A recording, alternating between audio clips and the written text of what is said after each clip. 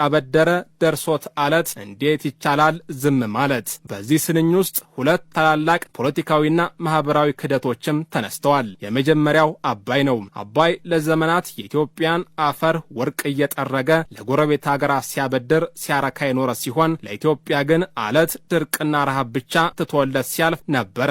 ነገር ግን ዘፋኙ ይህንን የተፈጥሮ ክስተት ወደ አሁኑ ፖለቲካዊ ክህደት ያመጣዋል። በአንድ ወቅት ወርቅ ያበደረ ሕይወቱን፣ ፍቅሩን፣ እምነቱን የሰጠ ህዝብ ዛሬ ላይ ከመሪዎቹ ከፖለቲካ ሊቃኑና ከወንድሞቹ አለት፣ ጥይት፣ መፈናቀል፣ ጥላቻ ሲመለስለት እንዴት ይቻላል ዝም ማለት በማለት የህዝብን ትዕግስት ማለቅን ይተነበያል።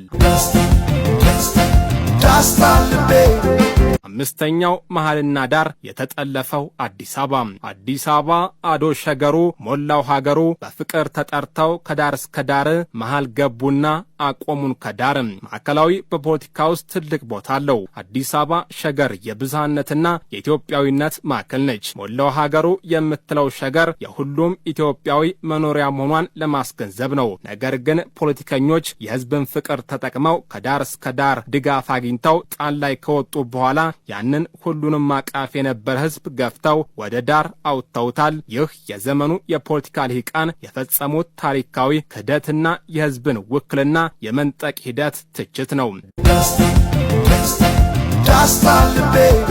ስድስተኛው የዝምታ አደጋና የ12ቱ በጎች እልቂት። የኢትዮጵያ አርበኞች እናናብስቱ ሲረገጥ ባንዲራው ገና ሁሞቱ ዝምታ ለበግም አልበጃት 12 ሆና አንድ ነብር ፈጃት።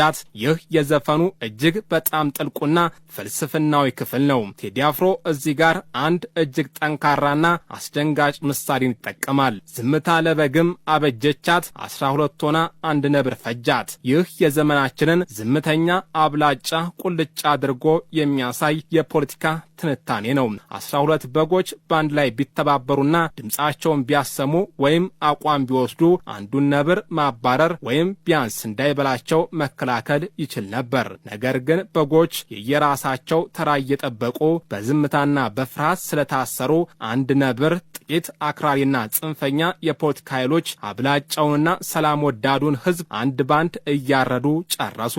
የብሪታንያው ፖለቲከኛ ኤድመንድ በርክ ክፋት እንዲያሸንፍ የሚያስፈልገው ብቸኛ ነገር ጥሩ ሰዎች ዝም ብለው መቀመጣቸው ነው ያለው እዚህ ጋር በትክክል ይገጥማል። በተጨማሪም ቴዲ አባቶቻችን በመርዝ ጋዝ የፋሽስት ኢጣሊያን ኬሚካል መሳሪያ ያለቁለትን ሰንደቅ ዓላማ ዛሬ የራሳችን ልጆች ሲረግጡት ገና አሁን ዳግም ሞቱ በማለት የዘመኑን ታሪክ አፍራሽ ትርክት በጽኑ ይኮንናል።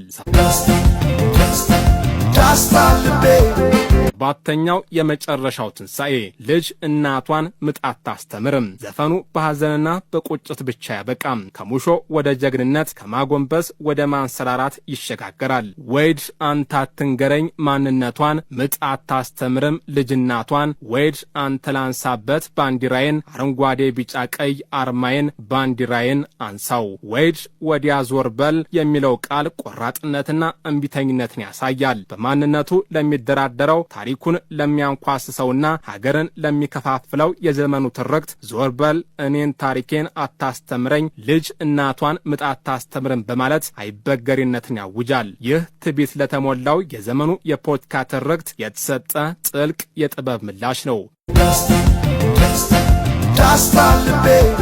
በመጨረሻም አንሳው የሚለው ጥሪ ይመጣል። ይህ ጥሪ የጨርቅ ማንሳት ጉዳይ አይደለም። የተጣለው ሰብአዊነትን አንሳው፣ የዘመመውን ፍትህ ምሰሶ አንሳው፣ የወደቀው ኢትዮጵያዊነትን አንሳው፣ የተረገጠውን የአርበኞች አደራ አንሳው።